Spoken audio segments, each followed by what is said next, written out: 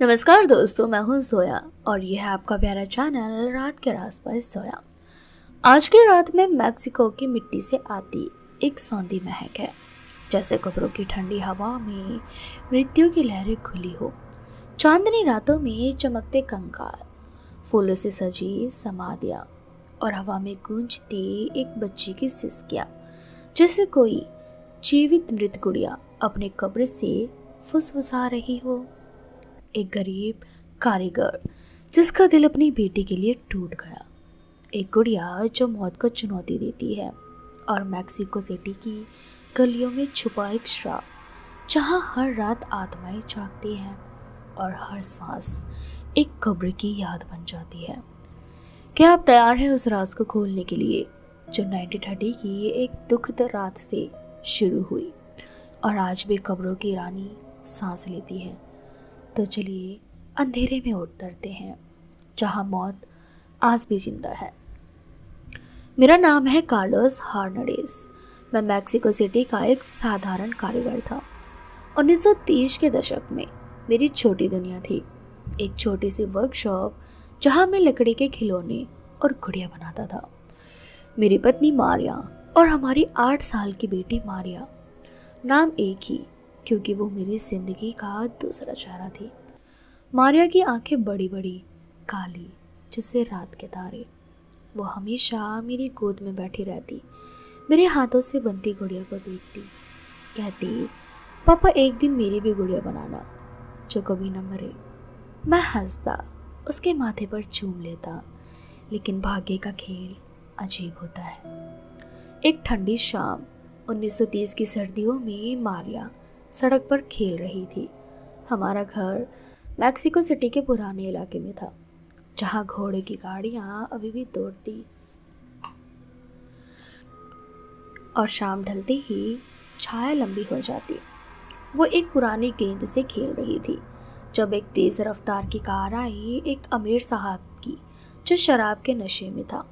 चीखें गूंजी, खून की लालिमा सड़क पर फैली। मारिया का छोटा बदन सड़क पर पड़ा हुआ था, आंखें खुली जैसे सपना देख रही हो। मैं दौड़ा, चिल्लाया, लेकिन बहुत देर हो चुकी थी। डॉक्टर ने कहा, इंस्टेंट डेथ। मारिया चली गई मेरी दुनिया के साथ। उस रात भर में सन्नाटा था। मारिया की माँ रो रो कर बेहाल हो गई। मैं पागल सा हो गया, रात भर जागा। मारिया की छोटी सी ड्रेस, उसके बालों की चोटी और उसकी आखिरी मुस्कान को देखता रहा। सुबह एक पुरानी किताब मिली, मेरे दादा की, जो जादू टोना की बातें लिखी थी। उसमें लिखा था, मृत्यु को बांध लो, आत्मा को गुड़िया में कैद कर दो। मैंने सोचा ये पागलपन है, लेकिन दुख ने मुझे अंधा कर दिया था। मैंने फैसला किया, मारिया के लिए एक गुड़िया बनाऊंगा जो हमेशा उसके साथ रहे। कई हफ्तों लगे। मैंने मारिया के चेहरे का हर कोना याद किया, उसकी नाक की हल्की मूंछ, होठों की हल्की मुस्कान, लकड़ी से शरीर तराशा, उसके बालों के रंग का कपड़ा सिलवाया, आंखें काली मोतियों से, कपड़े वही लाल ड्रेस जो वो पहनती थी। लेकिन रात को जब गुड़िया लगभग तैयार हो गई, मैंने किताब के अनुसार एक रस्म की। मारिया की कब्र से मिट्टी ली, उसके बालों की एक रस्सी बांधी और एक पुराना मंत्र पढ़ा, आत्मा लौट आओ, मौत को जीतो। हवा में ठंडक फैली, जैसे कोई सिसकी सुनाई दी। मैंने सोचा भरम होगा। गुड़िया पूरी हुई। नाम रखा लिविंग डेड डॉल, मारिया का जीवित मृत गुड़िया। पहली रात गुड़िया को मारिया के बेड पर रखा। मैं और मेरी पत्नी बाहर सोई। रात के 2 बजे एक आवाज़ आई, सिसकियाँ, धीमी, बच्चों की जैसी। मैं उठा, कमरे में गया। गुड़िया वैसी ही पड़ी थी, लेकिन सुबह जब पत्नी ने देखा तो गुड़िया बेड के नीचे फर्श पर थी, जैसे खेल रही हो। हमने हंसकर टाल दिया, लेकिन अगली रात सिसकियाँ तेज हो गई। मैं दौड़ा।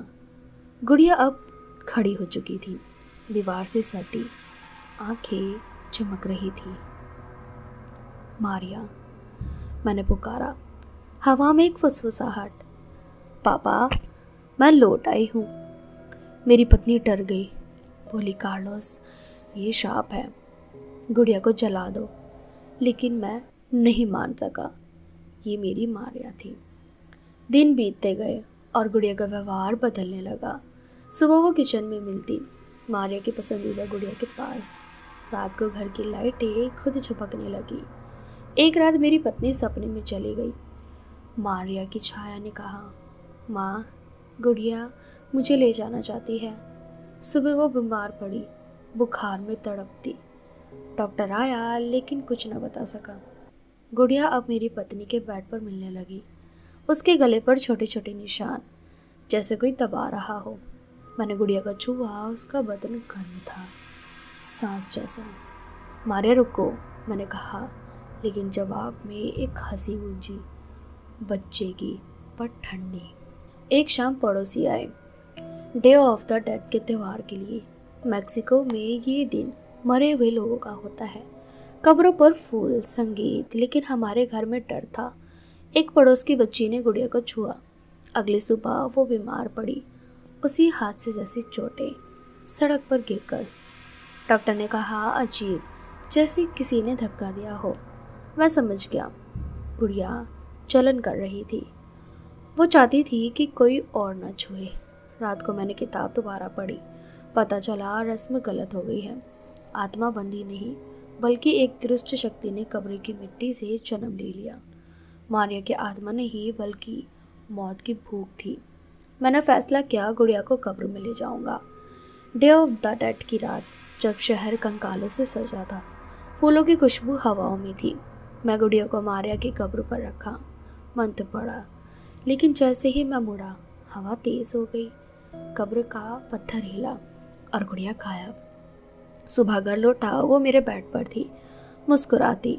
मेरी पत्नी अब पूरी तरह बीमार, बड़बड़ा रही थी। वो मुझे ले जाना चाहती है, मारिया की जगह।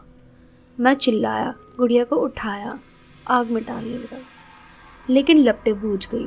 गुड़िया बाहर निकली बिना चले हुए। उसके बाल अब लंबे थे, मारिया जैसे। आखिरी रात मैंने चर्च का रुख किया। पादरी ने एक्सोर्सिज्म किया, क्रॉस, पवित्र जल। कमरा कांप उठा, दीवारें चीखी। गुड़िया हंसी, एक बच्चे की आवाज़ में, मैं कब्रों की रानी हूँ, सबको ले जाऊंगी। पादरी ने कहा, यह शैतान का खेल है, इसे दफनाओ, लेकिन जिंदा। हमने गुड़िया को एक लोहे के बॉक्स में बंद किया, कब्रिस्तान के बीच में दफनाया।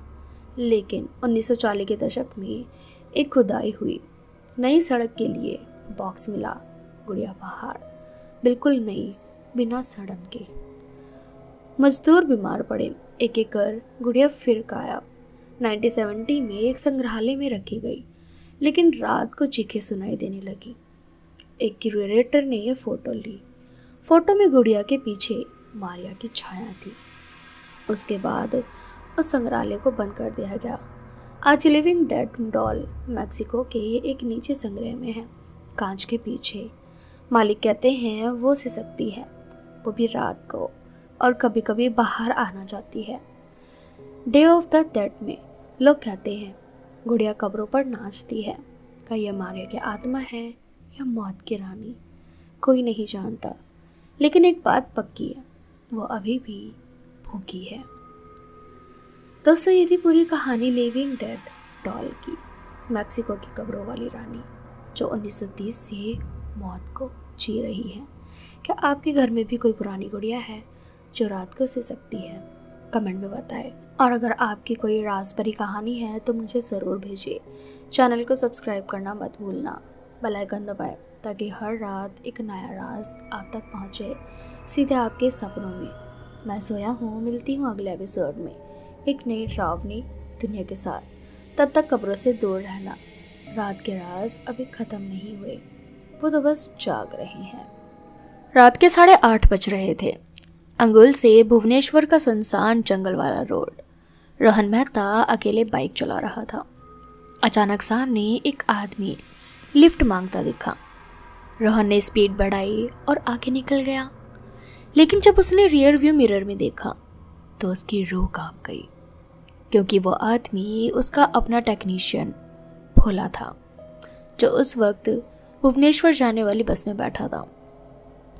आज की कहानी इतनी खतरनाक है कि अकेले मत देखना। लाइट जला लो और दरवाज़ा बंद कर लो, क्योंकि आज हम लेकर आए हैं अकेले रात में भूतिया लिफ्ट मांगने वाला, जिसने 80 किलोमीटर का जंगल 27 किलोमीटर में बदल दिया। नमस्ते दोस्तों, स्वागत है आपका रात के राज बाय सोया में। अभी के अभी लाइक करो और चलो शुरू करते हैं ये सच्ची सी लगने वाली खौफनाक आपबीती। दोस्तों, ये कहानी है बालासोर के रोहन मेहता की। साल 2016 की दिसंबर की वो ठंडी रात जिसने रोहन की जिंदगी हमेशा के लिए बदल दी। रोहन एक टेलीकॉम कंपनी में आरएफ इंजीनियर था। उसका काम था दिन रात मोबाइल टावर की टेस्टिंग करना। बेस था भुवनेश्वर और 200-250 किलोमीटर के एरिया में भी। जहाँ भी टावर होता रोहन को बाइक लेकर जाना पड़ता। उसके साथ हमेशा एक टेक्नीशियन रहता था, भोला प्रसाद। भोला और रोहन की जोड़ी फेमस थी। दोनों एक दूसरे को भाई की तरह मानते थे। उस दिन दोनों अंगुल डिस्ट्रिक्ट के एक रिमोट गांव में गए थे। वहां का टावर बार बार केपीआई फेल कर रहा था। पहली विजिट में भी वो गए थे, फिर से जाना पड़ा। काम 5 बजे तक खींच गया। वर्क टू परमिट ख़त्म हो रहा था, तो दोनों ने सोचा कल फिर आएंगे। गांव में ढाबा होटल कुछ नहीं था। 10 किलोमीटर दूर छोटे मार्केट से खाना खाकर निकले। तभी रोहन ने टीम लीड का कॉल आया। भोला को तुरंत भुवनेश्वर बुला रहे थे, इमरजेंसी है। रोहन के पास कोई चारा नहीं था। अंगुल बस स्टैंड पहुंचा और उसने भोला को बस में चढ़ाया। बस रात 7:15 पर रवाना हो गई। अब रोहन अकेला था। उसने सोचा आज अंगुल में रुक जाता हूँ। कॉलेज का दोस्त है, दोस्त को कॉल किया। दोस्त ने कहा आजा। लोकेशन भेजी ही थी कि टीम लीड का फिर कॉल आया। रोहन, हार्डवेयर डिफेक्ट कंफर्म हो गया है, रिप्लेसमेंट में 2 दिन लगेंगे, तो भुवनेश्वर वापस आ जा। रोहन खुश हो गया। 2 दिन की छुट्टी, गर्लफ्रेंड से मिलेगा जो अब उसकी बीवी है। 1 महीने से नहीं मिले थे।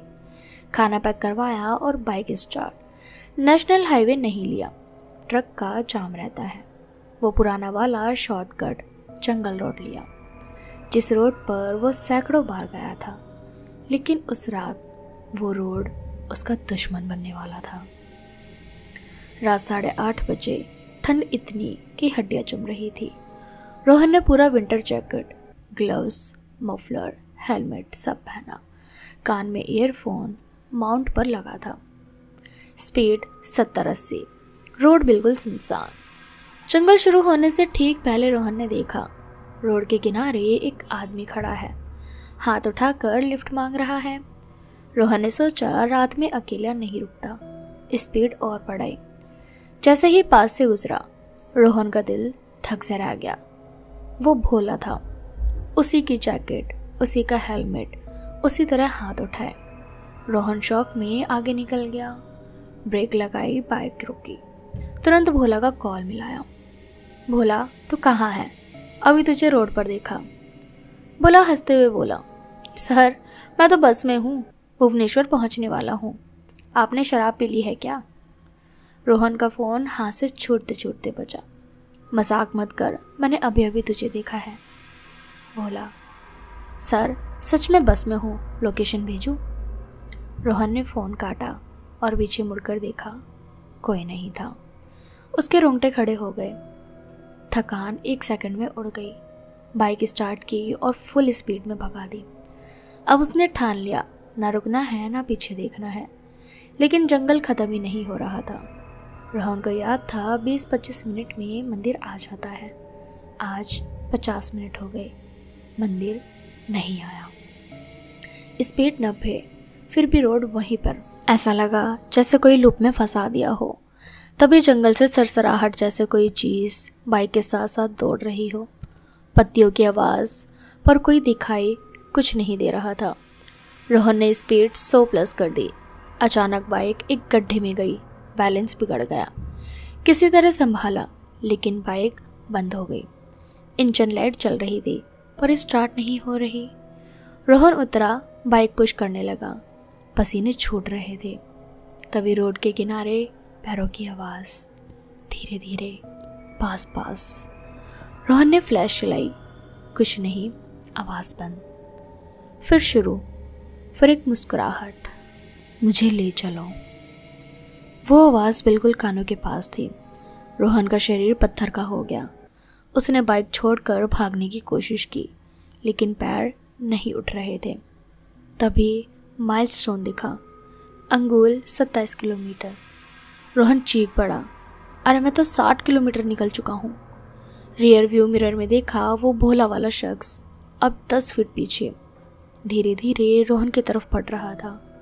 रोहन की आंखें फटी की फटी रह गई। उसने कांपते हाथों से फ़ोन निकाला, हनुमान चालीसा सर्च की और ज़ोर ज़ोर से पढ़ने लगा। 20 बार, 25 बार, और फिर अचानक वो शख्स गायब। लेकिन रोहन को महसूस हो रहा था वो अभी भी है, बस दिखाई नहीं दे रहा। तभी उसे याद आया पुराना यूट्यूब ट्रिक, रियर व्हील घुमाओ, थर्ड गियर डालो। राम राम बोलकर व्हील घुमाया, बाइक स्टार्ट। रोहन बाइक पर कूदा और भगाया। रियर व्यू मिरर में देखा, वो शख्स अब रोड के बीचों बीच खड़ा था, हाथ उठाए और मुस्कुरा रहा था। रोहन चीखता हुआ भागा, आखिरकार मंदिर आया। वहाँ बाइक रोकी, सीढ़ियों पर बैठ गया और रोने लगा। फ़ोन देखा, मम्मी और गर्लफ्रेंड की 28 मिस्ड कॉल्स, लेकिन रिंगटोन नहीं बजी। उसने झूठ बोला, रूम पहुँच गया। सुबह सीधा पूरी वहाँ के सिद्ध बाबा के पास गया। बाबा ने आंखें बंद करके बताया, तुम ब्राह्मण हो, जेन्युइन हो, राम नाम जपते हो, इसलिए वो तुम्हें ले नहीं पाई। पर तुमने उस गांव के टावर पर कोई चीज़ छू ली थी जो मरने वालों की थी। उसके पीछे कई आत्माएं लग गई थी। आज रात पूजा करो, कल पंचतीर्थ स्नान और जगन्नाथ दर्शन। रोहन ने वैसा ही किया। पूजा के दौरान लगा जैसे शरीर से काला धुआं निकल रहा हो। जगन्नाथ दर्शन के बाद सुकून मिला। उसके बाद 4 साल उस रोड पर गया, कभी कुछ नहीं हुआ। लेकिन दोस्तों, आज भी जब रात को वो रोड याद आता है, रोहन के शरीर कांप जाता है। कहता है वो आवाज़, मोहते नेजा, आज भी कभी कभी कानों में गूंजती है। शायद आज भी वो जंगल में कोई लिफ्ट मांग रहा हो, शायद आज भी कोई बाइक वाला लूप में फंस जाता हो और रियर व्यू मिरर में देखता हो वही मुस्कुराता चेहरा। दोस्तों, अगर आप कभी अकेली रात में अंगुल भुवनेश्वर वाला जंगल रोड लो तो याद रखना, हर हाथ उठाने वाला मुसाफिर जिंदा इंसान नहीं होता। कहानी कैसी लगी कमेंट में हमें बताएं, ताकि वो आत्मा तुम्हारे पीछे ना आए।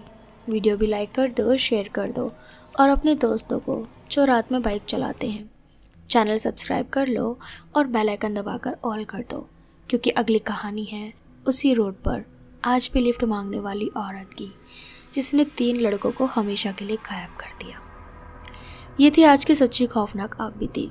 मैं सोया बोल रही हूँ। अपने दरवाजे की खिड़कियाँ बंद रखना, क्योंकि रात अभी बाकी है। रात के राज बाय सोया। Good night.